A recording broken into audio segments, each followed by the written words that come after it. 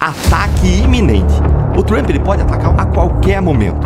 E tá cada vez mais claro que os Estados Unidos vão atacar. E esse ataque, que ninguém sabe como que vai acontecer, ele pode acontecer a qualquer momento. Uma coisa é uma mãe praticar um ato ilícito uma só vez. Outra coisa é uma mãe praticar certos atos ilícitos de forma contínua e reiterada. Dessa forma, a razoabilidade que se encontra na Constituição Federal, no plano do devido processo legal substancial, exige que a custódia seja preservada, seja mantida, para que nós tenhamos uma sociedade mais segura diante da grave criminalidade que assola o Brasil, especialmente comandada por organizações criminosas reconhecidas em todo o país. Muito obrigado, senhora presidente, senhores ministros. Caro. Agora, esse movimento por parte do PT já era bem esperado, né? Se espreme tudo o que se pode para também ter aí o cálculo político em torno disso. Zé Bia, mas falta autoridade moral de um governo que destinou dinheiro público para a realização de um desfile de escola de samba que homenageia o próprio presidente da República em ano eleitoral. E depois ficou por isso mesmo. É uma coisa assustadora ver como se usa os instrumentos, os órgãos de Estado do Brasil para esses interesses políticos. Renegociar. Se o Congresso entende que é o momento, que isso é urgente, que é relevante, tire, por exemplo, daquilo que não é tão importante, que não é tão relevante e que, inclusive, é uma excrescência. Eu não sou contra emendas parlamentares, nunca fui, mas não nessa grandeza a ponto de engessar o orçamento brasileiro e impedir que o executivo, o presidente da República, seja ele qual for, governe o país. Porque quase um terço hoje do orçamento livre para se fazer políticas públicas no Brasil, quase um terço, se não é um terço, hoje fica na mão do Congresso Nacional em forma de emendas que não tem a transparência devida, a rastreabilidade e que não tem planejamento. Então, o dinheiro vai solto, né, chegando a pagar festa junina, shows milionários, enquanto a população carece de remédio no posto, de uma emenda de qualidade, de uma merenda de qualidade ou de uma obra de infraestrutura relevante ou importante para a sua cidade. Eu vou contar, mas eu vou contar. Faz 10 dias que o ministro da Justiça me apresenta um estudo para colocar em prática uma coisa chamada telefone seguro. Nós temos um cadastro, o endereço e o chassi do celular de 2,5 milhões de celulares roubados. Nós não sabemos quem roubou, mas sabemos que os telefones foram roubados porque nós temos um número de telefone. E eu ia passar uma mensagem. Eu ia apertar um botãozinho e passar uma mensagem dizendo que todos 2,5 milhões de pessoas que estão com o celular roubado têm que devolver. Precisa devolver porque ele pode estar cometendo um delito e se ele for pego ele pode sofrer uma punição desnecessária. Eu sei que rico não compra telefone roubado, mas eu sei que os pobres compram. Quem é que não gosta de comprar uma coisinha barata? Todo mundo gosta, ou mais barata. Entretanto, essa inquietação econômica de quem está com o telefone roubado mexeu com a minha cabeça. Mas eu não posso ficar com essa dúvida, porque o telefone seguro vai deixar 200 milhões de brasileiros tranquilos de que ele não vai ter mais o seu celular roubado. Então, eu estou disposto, hoje eu convoquei uma reunião com o ministro, porque já era para ter convocado, eu não convoquei. Eu vou efetivamente despachar o sinalzinho para quem tiver com o telefone roubado devolver, porque senão poderá ter consequências. Organização terrorista venezuelana, pelo menos designada pelos Estados Unidos, opera em pelo menos 6 estados brasileiros, segundo reportagem da emissora BBC News em sua seção em português relacionada ao Brasil. Os crimes são dos mais variados, desde tráfico de drogas até mesmo tráfico de pessoas. A gente vai se aprofundar nessa matéria. Eu vou ler aqui alguns trechos da matéria para justamente ilustrar o que eu estou querendo dizer aqui. Trata-se do Trem de Aragua, tá, pessoal? Conhecido também como PDA no Brasil, como facção venezuelana na mira de Trump, age no norte do Brasil. Segundo investigação, no início de 2025, a polícia de Roraima localizou um cemitério clandestino em uma região da Mata de Boa Vista. Ali foram encontrados ao menos 9 cadáveres, a maioria de vítimas venezuelanas. Segundo as investigações, os corpos foram enterrados após homicídios cometidos por diferentes criminosos. A testemunha responsável por levar a polícia até o local atuava como olheiro do grupo Trem de Aragua e afirmou em depoimento que estava sendo perseguida pela facção. Este é apenas um dos casos registrados pelas autoridades de Roraima. Fundada originalmente em uma prisão no centro-norte da Venezuela, a organização criminosa também atua em vários outros países, como Colômbia, Bolívia, Peru e Chile.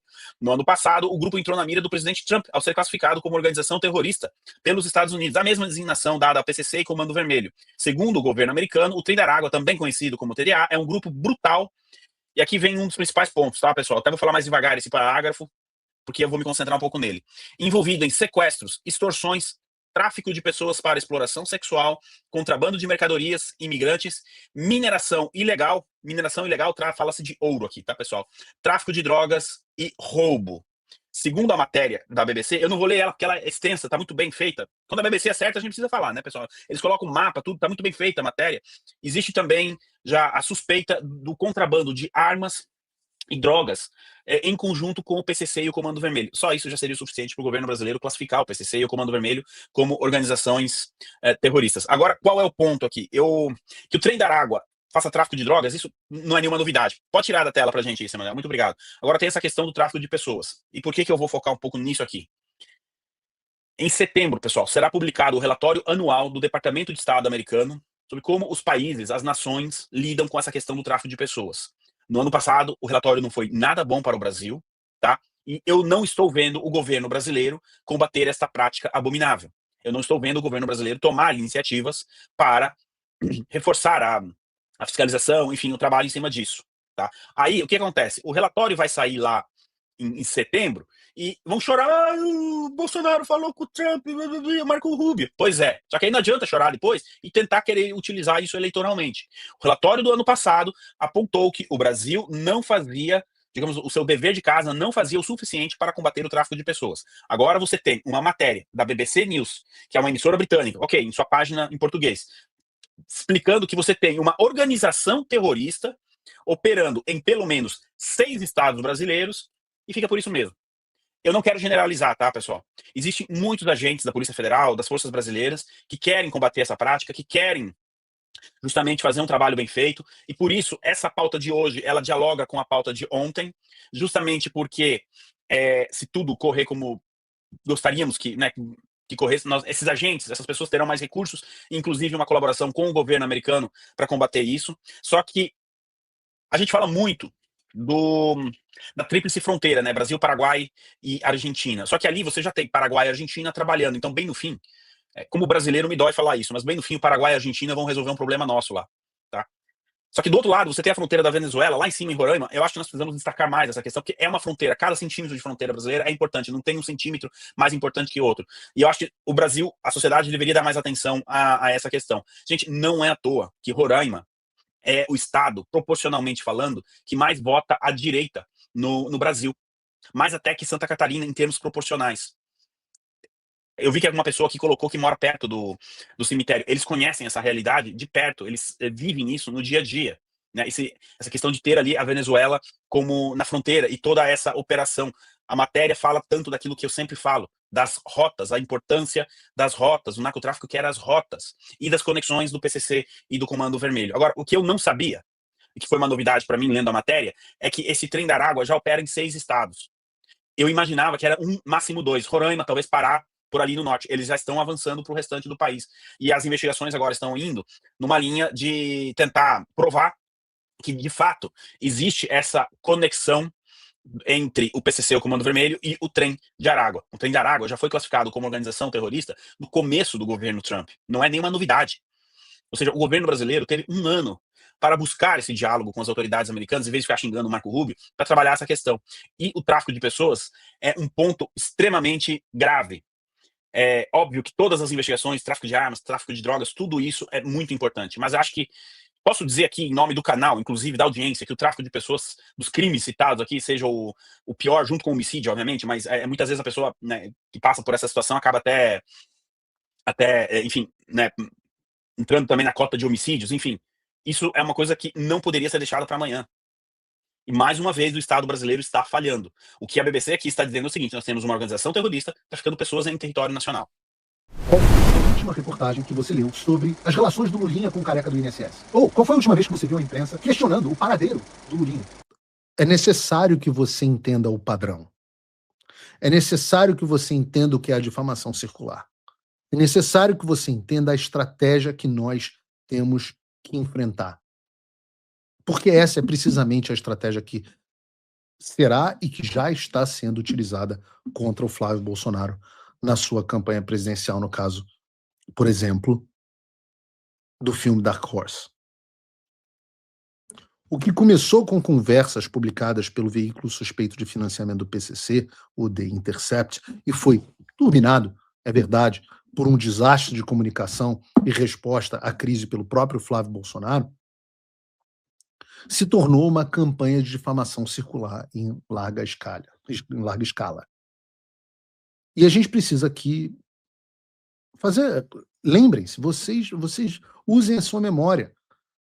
Vejam, por exemplo, o Intercept tinha publicado que o Flávio tinha negociado com o Vorcaro 134 milhões para bancar o filme do Jair. Depois o Metrópole disse que eram 61. Depois a Malu Gaspar disse que eram 2.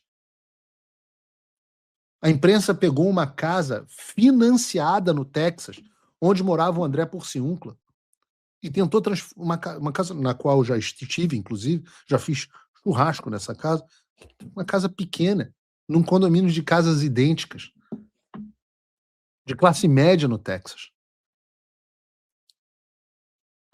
E a imprensa tentou classificar como a mansão do Eduardo Bolsonaro, bancada pelos recursos do Vorcaro no Dark Horse. A casa do Eduardo, segundo o Intercept, não é nem aquela, é essa aqui, ó. Essa pequena casa do Eduardo Bolsonaro no Texas, segundo o The Intercept. Mentira, esse é o Palácio de Buckingham, só para vocês saberem. No último mês, toda sorte de absurdo vem sendo dita a respeito desse assunto, como se fosse um grande escândalo de corrupção. Agora, hoje mesmo, o Intercept acabou de publicar transferências desmentem a versão de que Vorcaro não teria pago o filme, etc, etc. Aí você vai ver lá as transferências, todas feitas legalmente, nenhuma feita pelo Vorcaro, qualquer uma das suas empresas, todas feitas entre participações, que não era ao que se sabia naquele momento, segundo todos os documentos da própria empresa do Vorcaro, e tudo feito através do Banco Central, sem dinheiro por fora, sem absolutamente nada ilegal. Não há um pingo de legalidade. Mas, obviamente, para ser um wrap-up smear sem fim, você precisa das ações jurídicas e policiais, que são, como eu expliquei, a segunda etapa necessária do processo difamatório. E é por isso que vocês já viram, por exemplo, as operações da Polícia Civil e do Ministério de São Paulo contra a ONG da produtora, de mesma propriedade da produtora do filme Dark Horse. Você também já viu, e o próprio celular da moça foi apreendido. Tudo coincidentemente agora. Um negócio que não tem nada a ver com o filme, mas coincidentemente a Polícia Civil resolveu fazer agora. E a produtora, ao que eu soube, já foi inclusive chantageada e ameaçada pelos policiais. E sobre quem que eles querem que ela fale alguma coisa? Flávio Bolsonaro. Você também viu o avanço das investigações do STF sobre as emendas parlamentares do deputado Mário Frias, que é o produtor executivo do filme. Também, coincidentemente, turbinadas agora. E na falta da possibilidade de ação concreta em relação ao filme, a imprensa passou a ter que noticiar que a Polícia Federal tinha a intenção de pedir um acordo de cooperação internacional aos Estados Unidos sobre o filme. Reparem aqui o truque. Que isso Porra, e Mica, Brasil 247 não, pô. Eu botei a Folha de São Paulo, não botei Brasil 247. Brasil 247 é piada. Eu botei Folha, pô. Folha e Brasil 247 são dois braços do mesmo movimento. Mas o meu objetivo aqui é descredibilizar a Folha de São Paulo, não o Brasil 247. Porque a Folha de São Paulo ainda tem alguns desavisados que acreditam. Reparem que isso é uma não notícia. Reparem que isso tem um intuito apenas difamatório.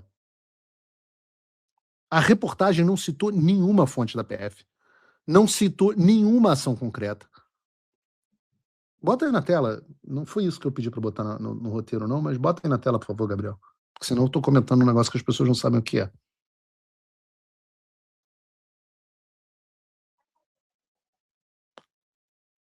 Ah, isso aí. Essa é a notícia.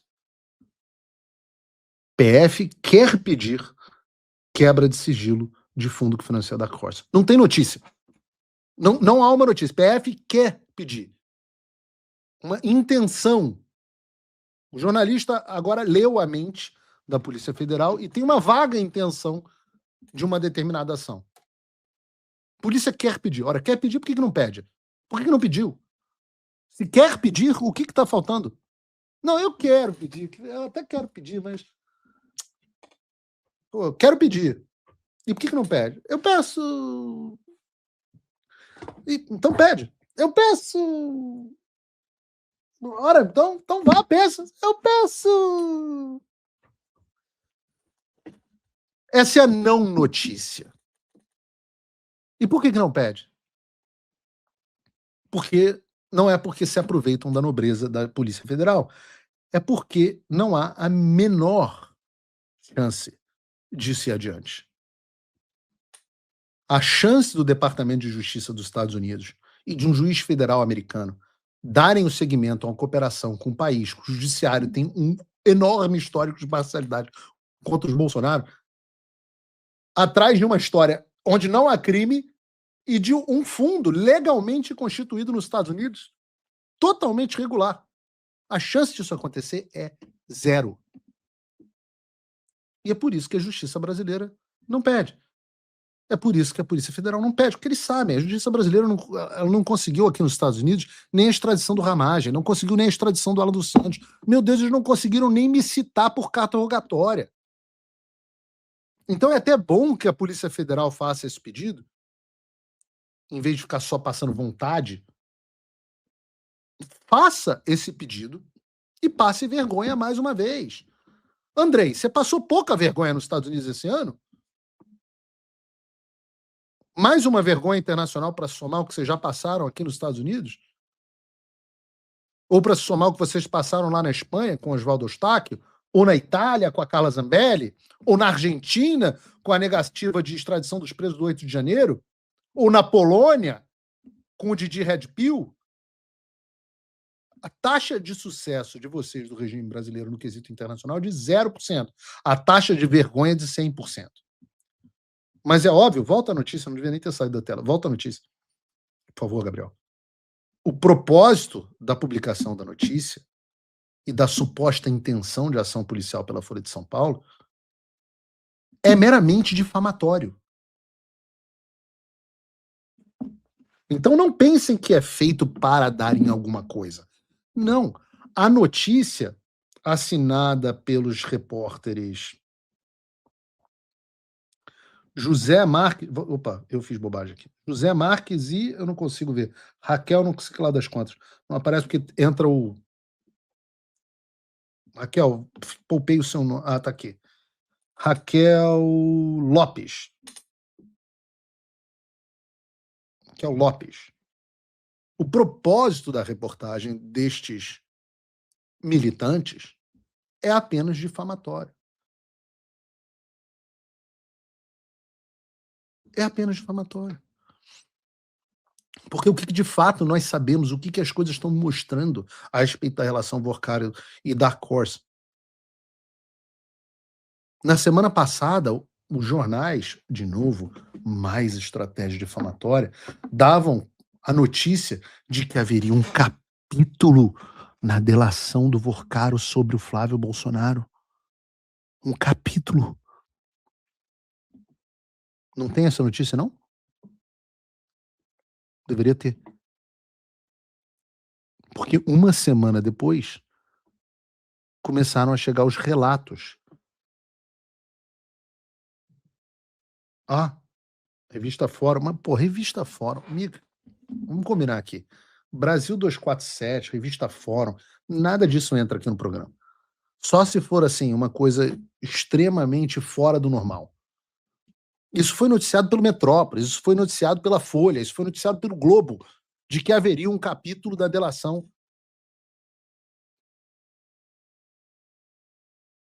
Um capítulo da delação exclusivamente sobre Flávio Bolsonaro. Ficou todo mundo assim, meu Deus, o bicho vai pegar os comentaristas da Globo News. Não, agora vai desmontar completamente a tese, a campanha realmente, a apreensão, Faria Lima, caramba. Gente, Faria Limers, eu adoro os Faria Limers me mandando mensagem. E o que será que vem? Parece que tem um capítulo na delação só sobre o Flávio Bolsonaro. Caramba, o que será que vem agora? E como o Flávio mentiu no início da sua resposta, mentiu a respeito da relação do Vorcaro, hoje todo mundo é inseguro. E passa a pressupor o pior. Pois bem, passa uma semana de muita notícia e chegam agora os novos relatos sobre qual seria o conteúdo dessa suposta delação sobre o Flávio Bolsonaro. E ela foi publicada no Metrópolis pelo Igor Gadelha. Spoiler para você não ficar nervoso na audiência. A delação mostra exatamente aquilo que a campanha do Flávio tenta mostrar. Que não houve nenhuma irregularidade na captação do recurso da Dark Horse. Não vou usar as minhas palavras, vejam a própria reportagem do Igor Gadelha no Metrópolis. Banqueiro Daniel Vorcaro citou o patrocínio ao Dark Horse, filme sobre a vida de Jair Bolsonaro e sua nova proposta de delação premiada.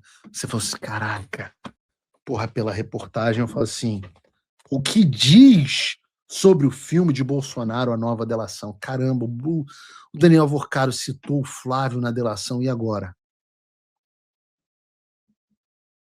A notícia de que Daniel Vorcaro citou o patrocínio ao filme sobre a vida do ex-presidente Jair Bolsonaro na nova proposta de delação premiada deixou alguns bolsonaristas inicialmente apreensivos, diz o Igor Gadelha. Nos bastidores, porém, aliados de Vorcaro dizem não haver motivo para preocupações. Isso porque, segundo eles, o banqueiro sustenta na delação que não teria havido irregularidades na negociação do patrocínio. De acordo com interlocutores, o dono do Banco Master diz na delação que a negociação entre ele e Flávio Bolsonaro para o patrocínio teria sido republicana e não envolvia contrapartidas. Na proposta, segundo apurou a coluna, Vorcaro esclarece como se deu as tratativas? Como se deram, né, Gadelha? Como se deram as tratativas? Como se deu as tratativas? O que é isso? O editor do Metrópolis não leu a notícia? Vorcaro esclarece como se deu as tratativas e informa que o dinheiro do patrocínio foi enviado pelo banqueiro para um fundo nos Estados Unidos. Os recursos foram enviados por uma empresa ligada a Vorcaro, para o fundo da offshore Heaven Gates. O fundo tem como agente legal o escritório de Paulo Calixto, advogado do Eduardo Bolsonaro nos Estados Unidos. Aliados ressaltaram que Vorcaro apresentou explicações somente até o pagamento do patrocínio e não deu qualquer garantia de que os recursos foram realmente usados no filme, até porque não tem que dar.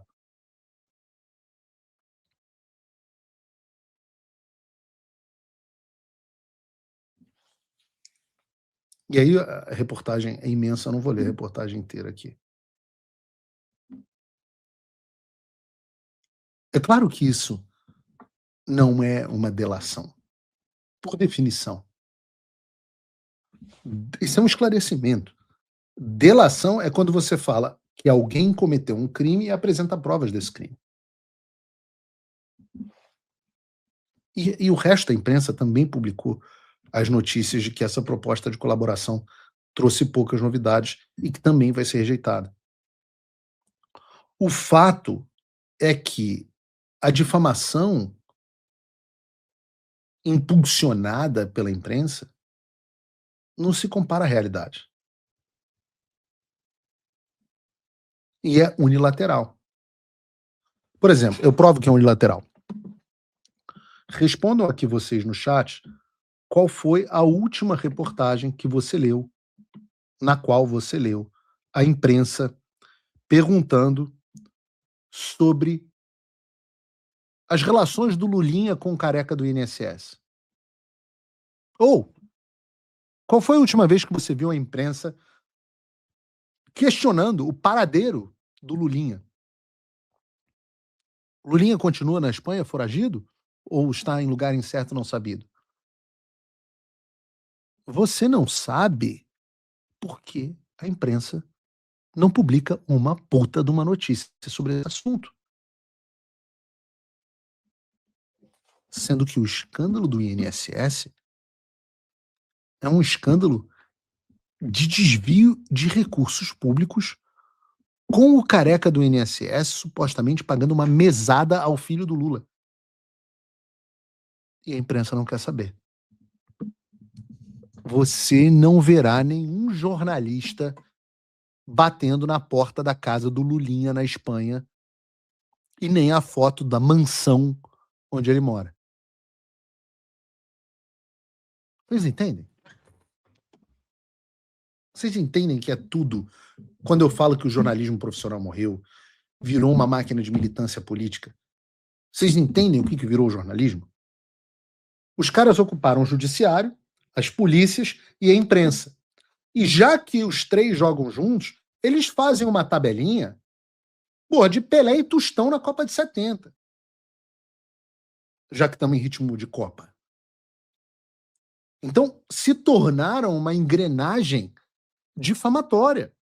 E qual é o problema? O problema é que vários de nós, e principalmente vocês, a audiência do Paulo Figueiredo Show é uma audiência um pouco mais madura, tem menos jovens, nós crescemos acreditando que instituições policiais faziam investigação séria, nós crescemos acreditando que o judiciário tinha o mínimo de critério, nós crescemos achando que você fazer acusações falsas teria consequências, nós crescemos achando que os jornalistas apuravam a matéria, que a imprensa tinha critérios e tentava ser imparcial. Nós crescemos acreditando nisso. E isso é que é o mais triste dessa história. Porque, claro, no curto prazo, essas ações têm um efeito político relevante. O Jair Bolsonaro teria sido muito mais popular e provavelmente teria tido uma vantagem suficiente para se reeleger, mesmo roubado, nas eleições de 2022, se não fosse essa sequência difamatória que eu citei aqui no início do programa. E é claro que o caso da Cors prejudicou de fato a campanha do Flávio Bolsonaro. Isso é indiscutível. Mas o efeito no longo prazo é muito mais danoso do que atrapalhar a vida política dos bolsonaros. Porque o efeito final é o descrédito completo nas instituições que dão sustentação a uma democracia liberal. Essa crença que nós tínhamos, que eu acabo de mencionar, ela está sendo absolutamente corroída. Vocês lembram 10 anos atrás, né? Como os policiais federais eram tidos como heróis, fazia até filme. Polícia Federal, a lei é para todos. Não tem o pôster do filme? Pediu para botar, vocês lembraram, Polícia Federal, a lei é para todos. Hoje em dia, Polícia Federal, a lei é para todos. Porra, você tá de sacanagem, 06. Lembra das séries? O Mecanismo? Série no Netflix.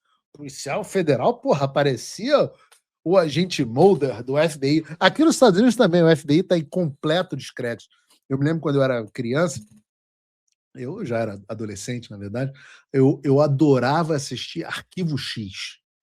Porra, o agente Fox Mulder e a Dennis Scully, se vocês não lembram. Você fala assim, cara, o cara é do FBI, meu irmão, o cara do FBI era uma pica assim, enorme. Agente especial Fox Mulder. O cara apresentava o distintivo, falava assim, Hoje o FBI é uma vergonha. A Polícia Federal é uma vergonha. Começando sobre segurança pública, porque, mais uma vez, isso é importante você saber disso, de verdade. Na disputa política, a disputa política é feita a disputa narrativa. E no final do dia, quando você chega pra uma pessoa, você pergunta, e aí? Tu não vai perguntar pra ela o que você acha de Lula. Você vai perguntar, vai votar em Lula ou em Bolsonaro? E na hora que você faz essa pergunta, as sinapses do cérebro dela vão trazer a resposta de sim ou não. Ela não vai calcular nada, só vai aparecer, ela não sabe nem porque ela... Quer dizer, ela talvez saiba porque ela falou sim ou porque ela falou não. Não se ela pensar, ela vai começar a falar, vai começar a descrever coisas. A primeira coisa que ela vai falar, sei lá, veio na cabeça dela, segunda, terceira, quarta, não sei quantas coisas ela vai citar. Só que essa percepção do sim ou do não, eu sou Flávio, eu sou Lula, ela vai sendo construída ao longo dos anos. E essa que está a força da narrativa. Aquelas notícias diárias, uma coisinha aqui, uma coisinha colar, faz com que as pessoas fiquem um pouco mais simpáticas, um pouco mais antipáticas, tenham mais críticas ou mais elogios a determinados políticos. E normalmente nesse processo, quem vence é quem vence pelo cansaço. Não é quem dá maior porrada. Não é o campeonato da porrada mais forte. É um campeonato de quem vence pelo cansaço. É sempre assim. Por isso que você ficava, meu Deus, véio, a imprensa acha que vai ficar mentindo sobre Bolsonaro, isso vai funcionar. Só que a imprensa não mente um dia. Ela mente todo santo dia e mente de novo. Mente 2 semanas depois, 3, 4, 1 mês, 2 meses, 6 meses, 1 ano, 2 anos, 3 anos, 4 anos. Toda uma era. E é tanta mentira que lá na frente, aí quando tu tenta falar alguma coisa, diz não é assim. A pessoa olha pra tua cara e fala, tá bom, é mais uma mentira. Então tudo é mentira. 1001 denúncias. Todas são mentirosas. E normalmente todas são mentirosas. Só que é até difícil da pessoa crer que tudo seja mentira. Porque falaram que a imprensa é profissional. O jornalismo sério. A checagem de fatos. Então, como eu sei como as coisas funcionam, falaremos dia sim, dia também de segurança pública, porque o PT já deixou claro, a imprensa já deixou claro, que é o terreno que o Lula não quer jogar. Lula não quer que o Brasil discuta segurança pública. E não é difícil de entender o porquê. Ó. Olha ali a imagem e a notícia. Promotoria denuncia Deolane, Marcola e outros 4 sob acusação de lavagem de dinheiro do PCC. Quem é Deolane? Aquela ali fazendo L com Lula. Você acha que o Lula vai querer discutir segurança pública? Flávio escreve, faz o L de ladrão. Aí, Morning Show lá da Jovem Pan, um agente, né, da segurança pública, para falar sobre algumas coisas que estão acontecendo. Escute isso aqui, velho, porque... só escute. Água, gás, hortifruti, material de construção, obrigatoriamente tem que ser comprado, tudo isso lá na comunidade que paga mais caro. O comerciante paga mais caro e repassa esse preço para a comunidade. Eu vou fazer um comentário jocoso. Na Barra da Tijuca, os quiosques da Barra da Tijuca recentemente sofreram uma inspeção do INEA com relação a, porque já havia uma suspeita, a qualidade do gelo que era utilizado nas bebidas. Toda ela, de todos os quiosques, que tinha apenas um fornecedor da Cidade de Deus. Nós temos hoje grande parte dessas empresas que fabricam gelo em comunidade porque não paga energia. É um gelo batizado? E não paga coliformes fecais. Eita. Todos eles. Eita. É dessa maneira. E lembrando que a DPF 635 foi uma iniciativa do PSB, o partido coligado aí a nível presidencial com o PT, Partido Socialista Brasileiro, ou seja, mais uma iniciativa da esquerda em prol do bandido no Brasil. Não sei se você entendeu, né? Essa questão das facções, além de você ter que gastar o seu dinheirinho, espero que não seja o seu caso, né? Que você não viva na área dominada por facções. Mas as pessoas que vivem, além de gastar o dinheirinho, senão o crime vai pra cima delas, a população carioca, às vezes, tá bebendo cocô na sua bebida, porque o gelo é de cocô. Porque você tem que comprar o gelo de cocô, cara. A facção, ela tem que te humilhar, ela tem que te fazer comer bosta. Né? É o Brasil, de Lula. Você vê que existe um problema sério. Eu fiquei na dúvida se eu colocaria isso aqui ou lá na frente, na hora de falar do eleitor independente, que tem um vídeo para você ver como é o brasileiro. Ver o conhecimento. Tem até contrasta com esse vídeo, onde a menina no final fala do PSB, que é o partido do Alckmin, que é o partido do vice. A gente vai voltar nesse vídeo já já. Mas tá ali, ó. Figurinhas da Copa viram dor de cabeça para a Coca-Cola, que terá de ressarcir varejo por furtos. Lojas mudam bebida de lugar para evitar furtos. Pacotes são vendidos na Amazon e na Shopee por até R$ 89. A sociedade realmente assim está corrompida, né? A moral da sociedade brasileira já foi pro saco. Fico imaginando a reunião do executivo da Coca-Cola América do Sul, tentando explicar para a matriz o que está acontecendo no Brasil. Senhor, além do custo de licenciamento da campanha, teremos que ressarcir distribuidor por furto causado pela própria campanha. Nem tudo são notícias negativas. Ontem, a comissão na Câmara aprovou a redução da maioridade penal de 18 para 16 anos. Falta aí que o nosso queridíssimo Flávio Bolsonaro tinha colocado debaixo do braço já anos atrás. Já está avançando. E agora deve ir para a comissão especial, presidente da Câmara, ver apelo popular para a proposta ser aprovada. Pois é. Vamos ver se a esquerda vai ser contra, né? E, falando da esquerda, para a gente fechar a questão de segurança pública e depois disso mostrar para vocês um relato de uma jornalista demitida da Globo News. Primeiro vamos ver isso daqui. Que está sendo divulgada hoje, 30% dos brasileiros consideram que o principal problema do Brasil hoje é a violência. Só para a gente comparar, corrupção vem com 19, problemas sociais com 13, economia...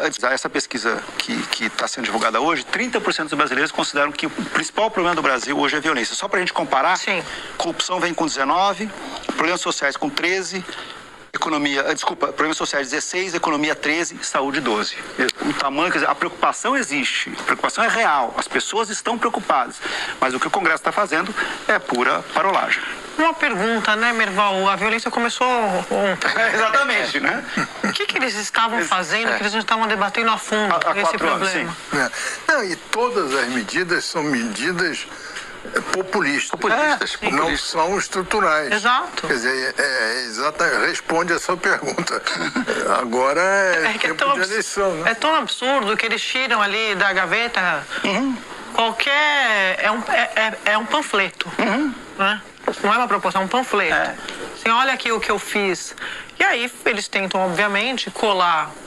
Você tem toda a razão sobre a preocupação dos brasileiros, a principal ser segurança pública. A gente viu uma amostra disso na eleição municipal. Perfeito. Que muita gente sempre achava que não ia ser, e a gente dizia, olha, as coisas mudaram, as pessoas, obviamente, é uma responsabilidade federal, estadual, mas as pessoas não entendem mais dessa forma. É todo mundo junto, tem que responder por tudo o tempo todo. E aí os prefeitos também entraram nessa... A gente viu muito essa discussão da Guarda Municipal em São Paulo. Agora a Guarda Municipal armada aqui no Rio de Janeiro. Aqui no Rio de Janeiro também. Então, o que vem por aí nessa eleição, Joel... Não sei se eu vou querer... Saber agora? Não sei, Merval. Uma agonia de cada vez. A Sadi tá meio indignada, né? Como diz a Yara. Porque nesses 20 anos, governos peitistas, ninguém fez nada pela segurança pública, né? Eles estavam fazendo, que não estavam debatendo a fundo o tema. Pois é, né? Então vai ficar preocupado. A Globo está preocupada. Você vê, né? É uma espécie de... ala da campanha do Lula, né? Um gabinete de campanha paralelo. Eles ficam aqui discutindo, cara, o que a gente pode fazer para ajudar o Lula, sabe? O que o Lula tá errando, pra gente dar uma ajudada aqui, uma empurrada. Ou não pode deixar do jeito que tá, a peteca não pode cair, temos que jogar o Lula pra cima. A Globo News, né? Vocês conhecem bem. Aí tá o Merval, Sadi, Valdo, João Pinheiro, Thomas Trauma e o Marcelo. Aí... a ex-jornalista da Globo, a senhora Edna Gomes, resolveu falar sobre seus colegas e sobre a empresa que ela acabou de sair. Tem gente que não vai levar a sério, vai falar, só tá falando isso porque ela foi demitida. Mas acho que se você analisar de forma fria, o que ela fala faz muito sentido, né? E ela vai falar sobre todos os seus coleguinhas e mais alguns que não estão lá. Vai falar do Jéssica Camarote, vai falar do Demétrio, tem tantos outros. Escute isso aqui. Maravilhoso esse relato. Hoje eu me despeço da Globo News.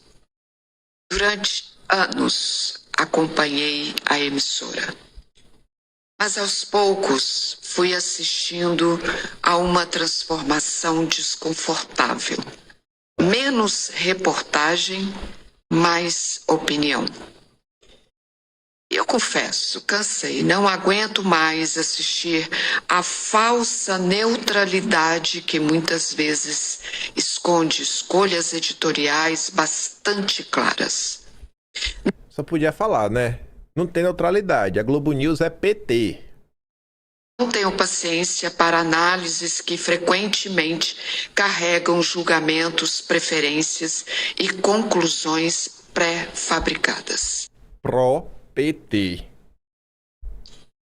Malu Gaspar me parece cada vez mais interessada nos bastidores da intriga do que nos fatos. Joel Pinheiro transformou a sua opinião em método permanente.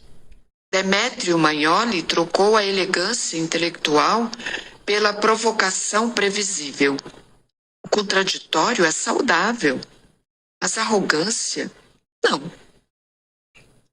Ana Flor, muitas vezes, parece mais preocupada em interpretar movimentos políticos do que informar o que efetivamente aconteceu. Não é interpretar. É levar as pessoas a terem a interpretação que o Supremo Tribunal Federal quer, que a Ana Flor virou, né, uma porta-voz do STF na Globo News. Gerson Camarote vive em modo permanente com o presidente Lula. Valdo Cruz já fez análises brilhantes. Hoje, muitas vezes, parece procurar explicações para acontecimentos que os próprios fatos já explicam. A sensação é que a Globo News descobriu que opinião custa menos do que reportagem. Coloca-se uma bancada, distribuem-se microfones e passa-se horas produzindo interpretações sobre interpretações. Eu não preciso de um canal que me diga o que pensar. Preciso de um canal que me diga o que aconteceu. E quando a análise começa a sufocar os fatos, talvez seja a hora de mudar de canal. Você vê que a única pessoa que ela não reclamou foi da Miriam Leitão. Porque a Miriam nunca mudou. Ela sempre foi petista, sempre foi fofoqueira por todos esses anos. Miriam Leitão nunca fez jornalismo. Ela sempre esteve no mesmo lugar. Por isso que eu valorizo a Miriam. Por isso que Daniela Lima ainda tem que comer muito feijão com arroz. Você vê que Daniela Lima ficou até embaixo depois. A Miriam Leitão não. Ela tem uma história de humilhação, sabe? De vender sua própria opinião pro governo da ocasião. Essa é a Miriam. Não a confunda com jornalista. Ela tem lado. Sempre teve. Sempre foi vermelha. Aí teve a question ontem. As intenções de voto entre os independentes oscilaram com a repercussão do caso Dark Rossi, o que favoreceu a posição de Lula entre os eleitores. Pronto, eles, assim, os independentes falam para votar em Lula agora. Votar em Lula. Lula só deu conselhos pro Paquito, recebeu o Paquito, tem a galera do PT ali na relação do Banco Master, né? Vou votar no Lula. As medidas aí, maior parte ligada a questões que a própria imprensa bota a mão na cabeça e puxa os cabelos, tipo a suspensão das multas da Lava Jato lá com o companheiro Toffoli, ainda em 2023, todas ligadas ao PT, eu vou votar no Lula, velho. Porque esse Flávio aí, rapaz, me falaram que o Flávio é ruim, né? É Dark Rossi. É o independente. Aí o Pedri fala, imagina, tu se dizer independente e decidir votar no Lula, porque você odeia a corrupção. Eu odeio a corrupção, vou votar no Lula.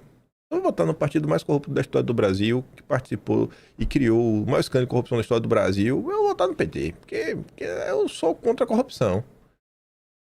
É o golpe que querem nos dar. Só que para entender essa pesquisa, vale a pena ver algumas perguntas.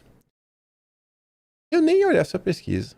Eu só acabei olhando porque a Pamela se deu ao trabalho de fazer algumas postagens nas redes sociais. ela fez uma pequena thread com algumas das perguntas que foram feitas. E você vai vendo, né? Depois dessa primeira pergunta, o que vem depois, pra mim já não vale mais de nada. Porque imagina, tá lá o gênio, né? Da polis brasileira. Né? Porque a democracia brasileira é tipo a democracia grega. Todo mundo aí veio da... A briga no Brasil é pra saber quem é mais inteligente. Uns vieram da... Você vê como é o brasileiro, né? O brasileiro não briga por futebol, não briga por besteira. O brasileiro briga pra saber qual é a melhor escola filosófica. Alguns são socráticos, outros preferem um Platão. Por mais que... Aí fala, mas Platão não, foi lá o cara estudou com Sócrates. Não importa. Foi o contrário, nem lembro mais. Aí veio por Aristóteles, escola pitagórica. O Brasil é a grande polis depois de Atenas. Aí perguntou pro gênio, o povo brasileiro já sabia das taxas do governo americano para produtos brasileiros? Não. Aí o outro sim. Aí eu fico, aí, os dois estão errados.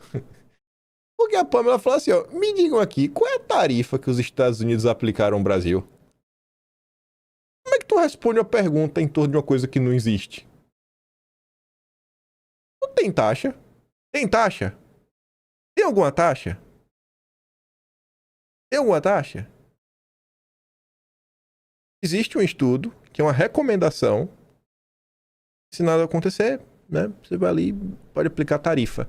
E que a própria imprensa nacional comentou que ainda que essa tarifa seja aplicada, ela não vai ter nem de perto o impacto da tarifa de 2025, porque os principais setores que exportam produtos nacionais para os Estados Unidos estão nas exceções, né? Carne, suco de laranja, commodities, já tá tudo fora.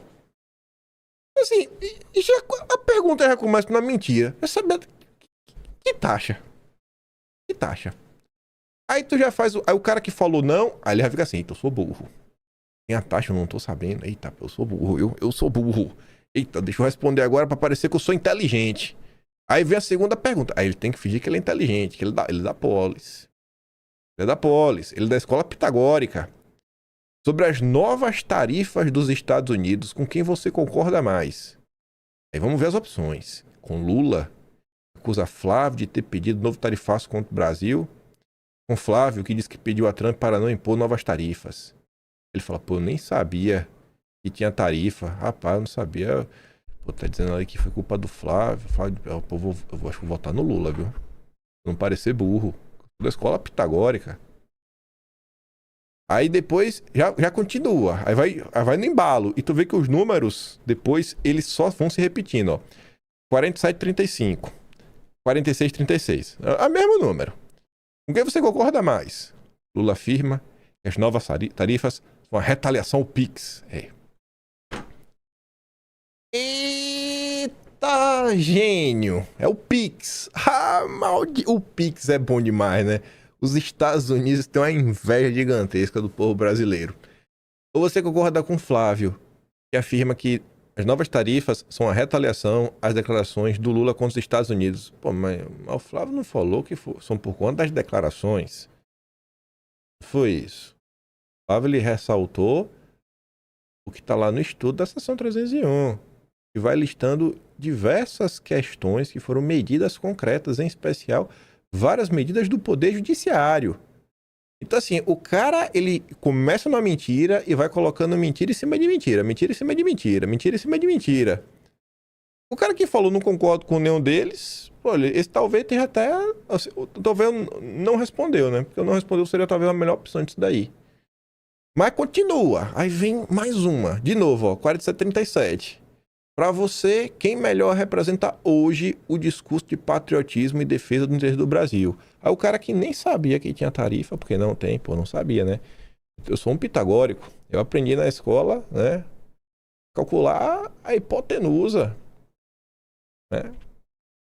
A fórmula de Pitágoras. O quadrado dos catetos é igual ao quadrado da hipotenusa. Rapaz, então eu vou de Lula de novo.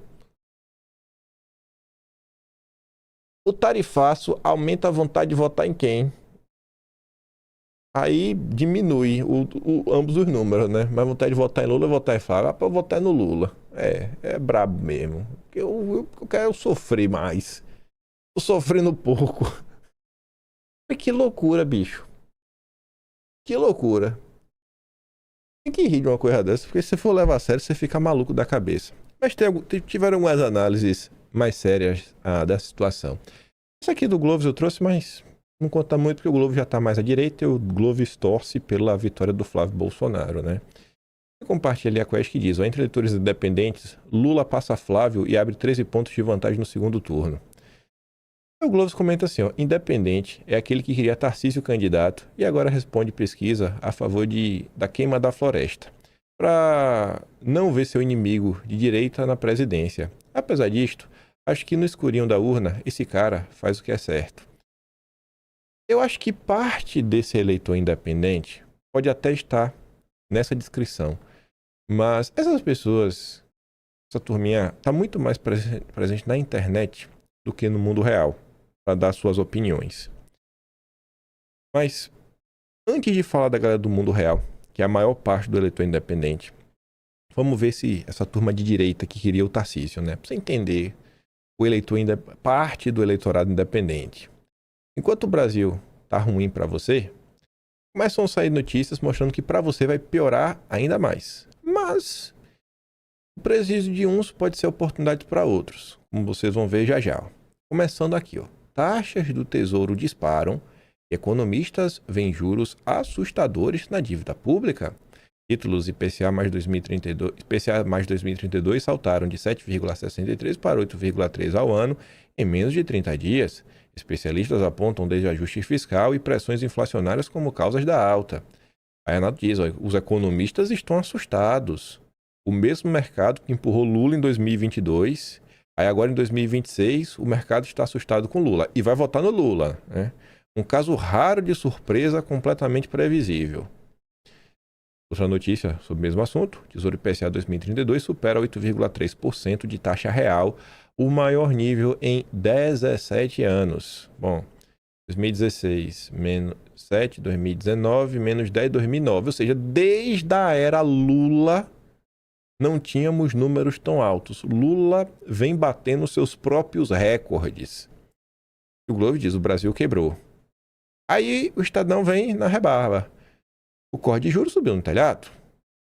Cada vez mais difícil, para não dizer impossível, defender juros reais mais baixos no atual cenário, a não ser para um presidente campear pela reeleição. Mas não quer, não. O povo nem sabe o que é Selic. O povo não sabe o que é Selic.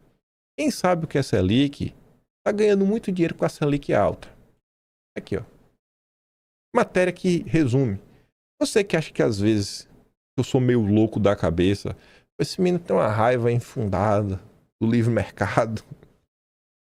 Renda fixa vive uma janela rara, com Selic a 14,5% e IPCA mais de 8%. A estratégia é aumentar o patrimônio. Você tá entendendo? Quando você acha que eu sou louco? Eu não sou louco. Quem tem dinheiro está fazendo mais dinheiro do que nunca. Nunca existiu um momento tão bom na história desse país, na história recente, dos últimos 17 anos, para quem tem dinheiro ganhar dinheiro sem trabalhar. Nunca existiu um momento tão bom quanto agora. Investidor qualificado. Não é qualquer investidor. Não é qualquer. Você é um investidor pé de pano. Você não conta. Você não é investidor. É um investidor qualificado. Deixa para trás discurso de proteção para capturar juros reais historicamente elevados. Veja como compor a carteira com pós-fixados, crédito privados e os FDICs. Fala aí, vai, acelera. E tu tá achando aí, ai, mas os liberais, mas eles não são a favor do livre mercado, porque eles apoiam Lula, porque eles são qualificados. Você é um Zé Ninguém. Aí o Vinícius diz, né, viva o rentismo, festa na Faria Lima, como aumentar patrimônio enquanto o país e seu povo afundam no fundo do poço. Quem vai pagar é você. Essa mesma turma, que é parte do eleitorado independente, também tá surfando aqui, ó. Depois das estradas, pátria e fundo chinês viram portos e ferrovias. E tu acha que no meio disso só tem chinês? Eu acho que um chinês veio de lá, ele mesmo mandou e-mail pro porto, ele mesmo mandou e-mail pra empresa da ferrovia, ou quer me vender. Não tem ninguém no meio do caminho para participar disso, nenhum banco vai pegar o dinheiro lá do yuan, transformar em real, transformar a moeda no meio para transformar em real, administrar esses patrimônios, organizar burocraticamente, juridicamente toda essa história. Será que não tem ninguém ganhando dinheiro nesse meio do caminho? Renato disse que tem. A China não está comprando portos, ferrovias e rodovias. E ela não está fazendo isso porque ela acredita que esses ativos vão subir de preço. Não vou comprar isso aqui, vou investir, vai passar um ano e vai valorizar 30%. Não. A China não está olhando apenas para empresas brasileiras. Ela está olhando para a infraestrutura que movimenta as commodities brasileiras e ajuda a garantir o fluxo de matérias-primas para a sua economia. O mais interessante é que boa parte desse movimento acontece por meio de gestores brasileiros. E quem parece saber exatamente o que procura. Já Faria Lima está muito feliz em estruturar todo esse negócio, vender o Brasil para os chineses. Um pouco mais do eleitor independente. Vitória de Flávio Bolsonaro pode trazer riscos institucionais. Diz quem? Banqueiro. O nosso queridíssimo Lacerda do BR Partners. Amigo do Constantino. Agora, só basta o Constantino agora falar que não é mais amigo dele. Aí é maravilhoso, né? Nessas horas ninguém é mais amigo de ninguém. Mas enfim, o amigo do Constantino, na entrevista para o Guilherme Amado, para Lacerda, a reeleição de Lula não traria problemas institucionais que poderiam ocorrer caso o filho de Bolsonaro chegue ao Palácio do Planalto. Eu acho que a eventual vitória do Flávio pode trazer problemas institucionais muito grandes que nós não teríamos com o presidente Lula. O presidente Lula, todo mundo já conhece. É muito bom Lula, né? Já foi presidente 3 vezes, entrou e saiu. Saiu. Deixou a Dilma, né? De novo. Só saiu. Ele ajudou até a derrubar a Dilma, viu? Temer. Aí tentou matar, né? A esquerda ele não, o Lula não. A esquerda tentou matar Bolsonaro, né? Vídeo Adélio Bispo, não deu muito certo. Aí fizeram de tudo para destruir o governo. A esquerda aliada de Lula, de PSB, entrou no Supremo para proibir a operação em favela. É um cara que todo mundo conhece. Previsível. Democrático. Né? Ninguém acha que ele vai dar golpe ou fazer coisas que podem atentar contra a democracia. Exatamente, né? Bobagem. Nada. Lula é um santo. Para Lacerda, a volta do clã Bolsonaro à presidência embutiria riscos institucionais, sobretudo diante da situação jurídica do ex-presidente, que cumpre em prisão domiciliar a pena imposta pelo Supremo Tratinha de golpe. O Flávio vai querer voltar, irmão. O Flávio vai querer fazer justiça com os perseguidos. Tá maluco, é? Tu acha que o liberal vai deixar gente perseguida ser inocentada? Enquanto o liberal tá desse jeito, aí tu olha para a população. Aqui não sabe o que é a Selic. Endividamento das famílias bate recorde segundo o CNC. Pesquisa mensal da Confederação Nacional do Comércio mostra que a inadimplência também cresceu. Varejo teve, em maio, o pior resultado para o mês desde 2021, que foi o pico do Mandetta, basicamente, né? Durante a pandemia. Parabéns aí aos envolvidos. Pior, né? E a gente tá acompanhando com a pandemia. Aí, para você entender a outra parte do eleitor independente, um vídeo, várias imagens. Eu parei nesse frame, porque esse frame é do comentário do Joaquim. Mas do que é que se baseia esse vídeo? Uma menina, ela sai perguntando na rua quem é o vice-presidente do Brasil.